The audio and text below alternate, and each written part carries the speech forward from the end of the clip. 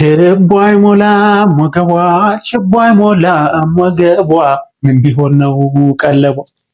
ችቦ አይሞላም ወገቡ ችቦ አይሞላም ወገቡ ምን ቢሆን ነው ቀለቡ። አብዛኞቻችን አላስፈላጊ ውፍረትን ለመቀነስና ጤናችንን ለመጠበቅ ስናስብ ቀድሞ የሚመጣልን ጠቅላላ ኪሎአችንን ወይም ክብደታችንን መቀነስ ነው። ነገር ግን በጣም ወሳኝ የሆነው ነገር ጠቅላላ ክብደታችን ሳይሆን የወገባችን ዙሪያ ልኬት ነው። ምክንያቱም ዋና ዋና ለሆኑ ውስጣዊ የአካል ክፍሎቻችን ካለው ቅርበት የተነሳ ለጤናችን በጣም አደገኛ የሆነው የሰውነት አቋማችንንም በከፍተኛ ሁኔታ የሚያበላሸው ይሄ ሆዳችን አካባቢና ወገባችን አካባቢ የሚጠራቀመው ስብ ወይም ፋት ነው። ታዲያ ይሄንን አደገኛ ውፍረት ቀንሰን አንቺ ቤላ ቤላ ቤላ አንተ ቤላ ቤላ ቤላ ልንባባል የምንችለው እንዴት ነው? ለእናንተም ለሌሎችም ስለሚጠቅም ሴፍ፣ ሼር እና ፎሎ እያረጋችሁ ጤናማ የሚባለው የወገብ ዙሪያ ልኬት እዚህ እምብርታችን ጋር አድርገን ስንለካ ለሴቶች ከ80 ሴንቲሜትር በታች ለወንዶች ደግሞ ከ94 ሴንቲሜትር በታች ሲሆን ነው። ወይም ደግሞ የወገባችን ዙሪያ ልኬት ከቁመታችን ግማሽ መብለጥ የለበትም። ለምሳሌ እኔ ቁመቴ ሜትር ከ95 ነው።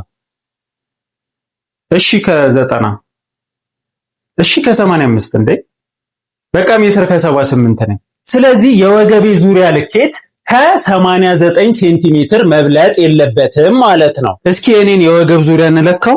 ስትለኩ እምብርታችሁ ጋር ነው የምታረጉት። በተጨማሪ ሆዳችሁን ወደ ውስጥ እንዳትስቡ። ሆዳችሁን ወደ ውስጥ ሳትስቡ ለቀቅ አርጋችሁት በስነ ስርዓት ትለካላችሁ ማለት ነው። 79 ሴንቲሜትር የወንዶቹን ብቻ ሳይሆን የሴቶቹን ራሱ አሟላለሁ። ኧረ እኔ ግን ትንሽ ቦርጭ ነገር ማውጣት አለብኝ። አንቺ ቤላ ቤላ ቤላ አንቺ ቤላ ቤላ ቤላ። የወገብ ዙሪያ ልኬታችሁ ለሴቶች ከ88 ሴንቲሜትር በላይ ይሄ ማለት ነው። ለወንዶች ደግሞ ከ102 ሴንቲሜትር በላይ ከሆነ በጣም አደገኛ ነው። ስለዚህ የወገብ ዙሪያ ልኬታችን እነዚህ ጤናማ ቁጥሮች ውስጥ እንዲሆን ምን እናርግ? አንደኛ የደም ስኳር መጠናችንን በከፍተኛ ሁኔታ የማይጨምሩ ምግቦችን ብቻ መመገብ። ከጥራጥሬዎች እነ ምስር፣ ሽምብራ፣ ባቄላ፣ ቦሎቄ፣ አተር፣ ከአትክልቶች እነ ጥቅል ጎመን፣ ጎመን፣ ሰላጣ፣ ቲማቲም፣ ብሮኮሊ፣ ከፍራፍሬዎች እነ እንጆሪ፣ ብርቱካን፣ አፕል፣ አቮካዶ፣ ከእንስሳት ተዋጽኦች አይብ፣ እንቁላል፣ አሳ፣ የዶሮ ስጋ፣ እርጎ፣ ስኳራማና ኃይልና ጉልበት ሰጪ ምግቦችን በቋሚነት መመገብ የለባችሁ። ምክንያቱም ስኳራማና ኃይልና ጉልበት ሰጪ ምግቦች ከተመገብናቸው በኋላ ወደ ስኳርነት ይቀየራሉ። ወደ ስኳርነት ተቀይረው የደም ስኳር መጠናችንን ሲጨምሩት ደግሞ የስኳር ሆርሞን ወይም ኢንሱሊን በከፍተኛ መጠን ይመረታል። የስኳር ሆርሞን ማለት ሰውነታችን በተለይ እዚህ ሆዳችንና ወገባችን አካባቢ ስብ ወይም ፋት እንዲያጠራቅም ምልክት የሚሰጠው ሆርሞን ነው። ስለዚህ እነ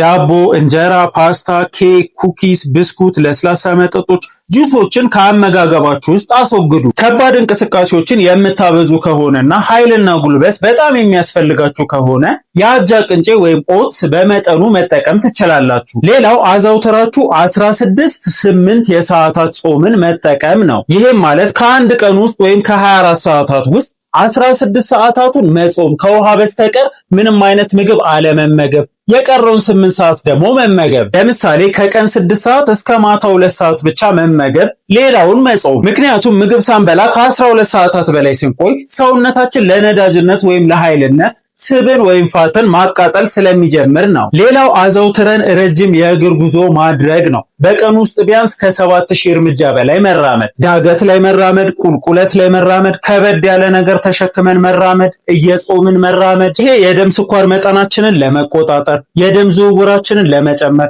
እንዲሁም ተጨማሪ ኃይል ወይም ካሎሪ ለማቃጠል ያግዘናል። ሌላው በሳምንት የተወሰነ ቀን የጥንካሬ እንቅስቃሴዎችን መስራት፣ በተለይ ውስጣዊ የሆድ ጡንቻዎችን ማጠንከር። ለዚህም ቆመንም ይሁን ተኝተን እግራችንን ወደ ላይ እንድናረግ የሚያረጉንን እንቅስቃሴዎች መስራት በጣም ተመራጭ ነው። በራሳችን የሰውነት ክብደት ሊሰሩ የሚችሉ እንቅስቃሴዎችንም መስራት እንደ ፑሽአፕ፣ ቁጭ በደግ ወይም ስኳት የመሳሰሉትን። ከሁሉም በላይ ግን ሌሎች የሰውነት ክፍሎቻችንን በደንብ ለመገንባት ክብደት የማንሳት እንቅስቃሴዎችን መስራት በጣም ይመከራል። ለአንጀታችን ጤንነትም በፋይበር የበለጸጉና ፈርመንት የተደረጉ ወይም የተብላሉ ምግቦችን ማዘውተር። መጀመሪያ ላይ የጠቀስናቸው ምግቦች በፋይበር የበለጸጉ ናቸው። አትክልትና ፍራፍሬዎችንም ፈርመንት ማድረግ ወይም ማብላላት ይቻላል። ከወደዳችሁትና ከጠቀማችሁ ሴቭ፣ ሼር እና ፎሎ እያደረጋችሁ አመሰግናለሁ። ይመቻችሁ። አንቺ ቆንጆ ቆንጆ ቆንጆ ቆንጆ ቆንጆ ቆንጆ